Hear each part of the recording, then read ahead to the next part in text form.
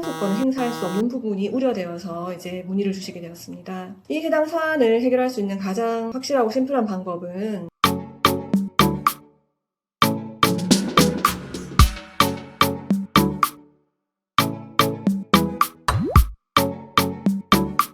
안녕하세요. 저는 법조경력 13년차 이혼 전문 민사 전문 변호사 변경민입니다. 딸 둘을 키우고 있는 워킹맘 변호사이기도 합니다.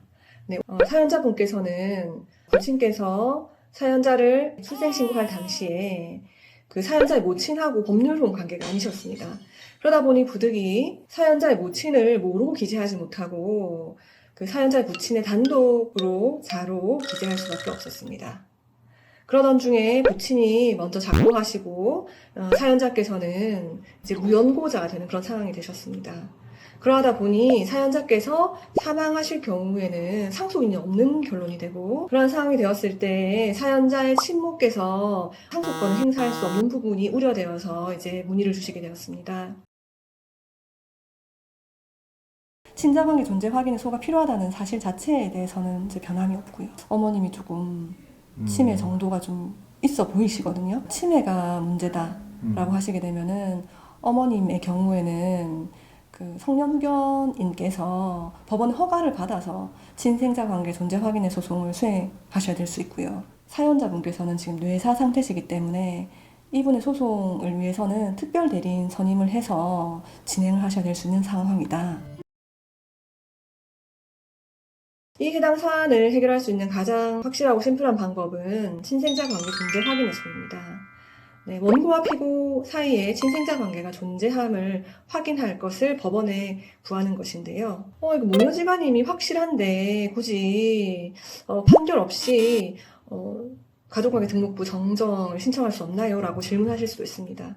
그런데 이 가족관계 등록부라고 하는 것은 대한민국 국민의 신분 질서의 어떤 기준이 되는 공적인 문서입니다. 때문에 당사자분의 주장으로만 정정하는 것은 불가합니다.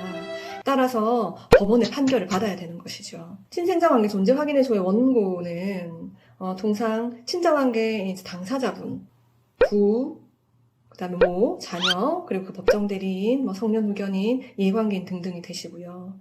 네, 피고도 비슷합니다. 피고 주소지 관할 가정법원에다가 소장 접수하시면 되고요. 그 입증 방법은 가장 중요한 것이 유전자 검사 결과입니다. 그래서 그 유전자 검사 결과 친자 확인이 된 서류를 법원에 제출하시면 친생자 관계가 존재함을 쉽게 증명하실 수가 있습니다. 만약에 피고의 유전자 검사를 받는 것이 여의치 않은 경우는 어떻게 하나요? 네, 이럴 경우에는 법원의 명령을 받아서 결과를 확보하는 것이 가능합니다. 만약에 정당한 이유 없이 피고가 유전자 검사를 거부하는 경우에는 과태료나 혹은 방치 처분 등이 내려질 수 있기 때문에 어느 정도 수검 명령의 강제성이 있다고 하겠습니다.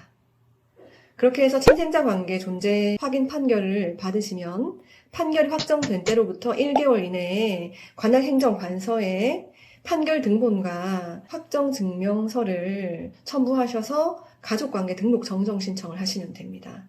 즉 친모가 사연자의 모친이라는 부분을 가족관계 증명서상 기재를 하게 되는 것이죠. 그렇게 되면은 사연자의 친모께서는 사연자의 직계 존속으로서 상속권 행사를 하실 수가 있게 되는 것입니다.